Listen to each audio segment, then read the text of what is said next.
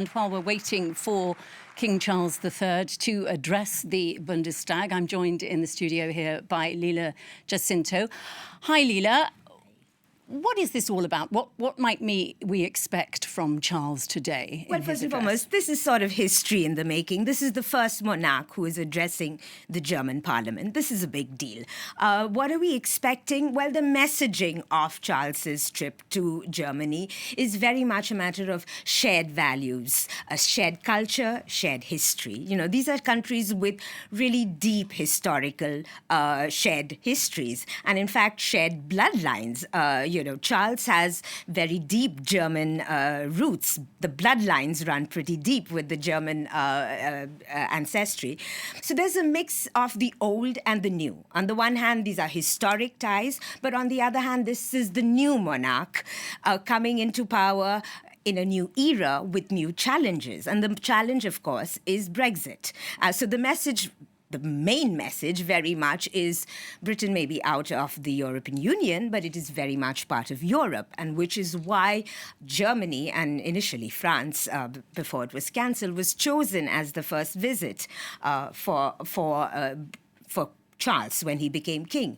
I mean, traditionally, it was thought that a British monarch, the first visit would be to a Commonwealth nation, a former British colony or a Commonwealth realm. There are 15 states that have the British monarch as the head of states. His mother, the Queen, that was her first visit.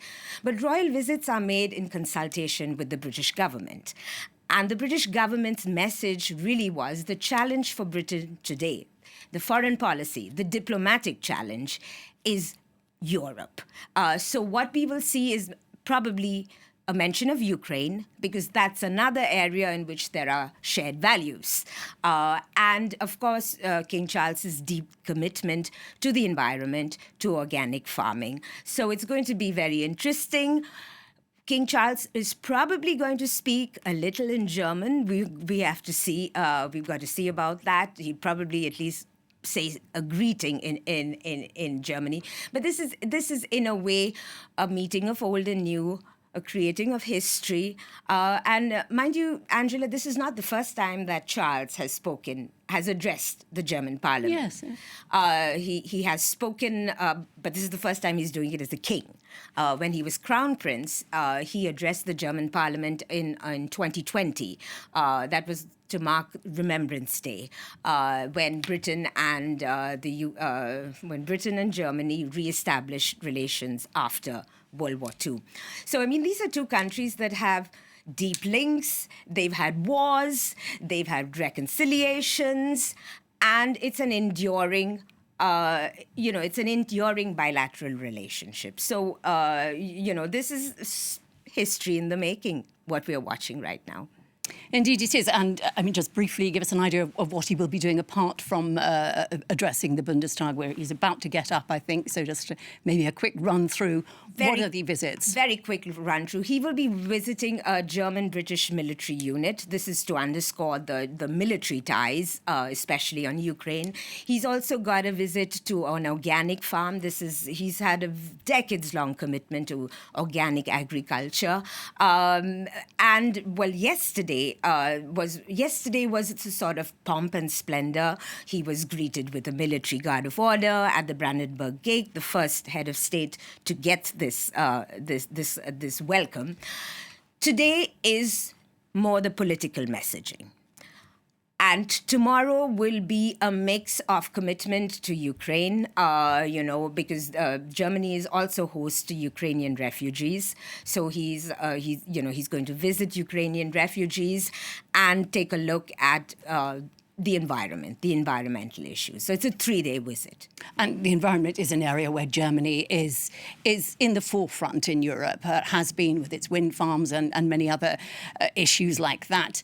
There will no doubt be a meeting of minds there with the German president and King Charles.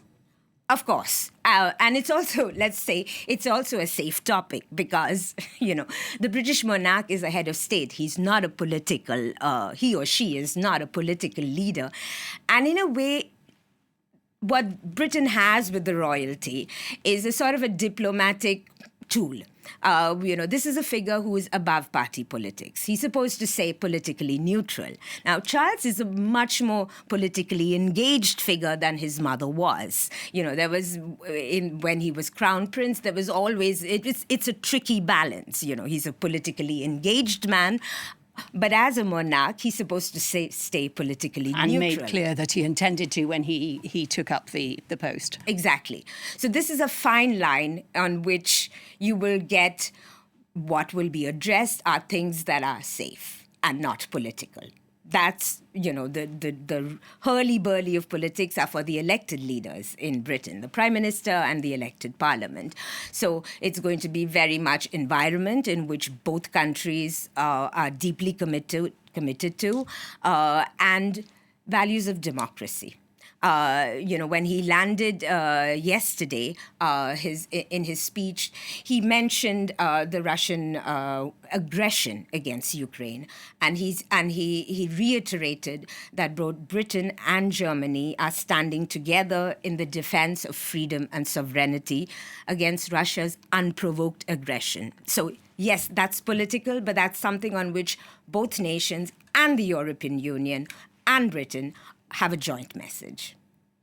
He hasn't really had a lot of occasion to interact with German people, which was something the Queen usually did quite well, the Queen of England and other members of the royal family. What do you make of the reception he's had over there? Look, this is his first visit. So, he hasn't had too many state visits as a monarch. The public was, the military guard of honor that he was given at Brandenburg Gate yesterday was open to the public. And what was surprising is actually to see the people who did come to shake hands with him. But Leela, I'm going to stop you there because we can see him getting up and going towards the lectern there, and he's about to deliver this speech. Leela is going to stay with us.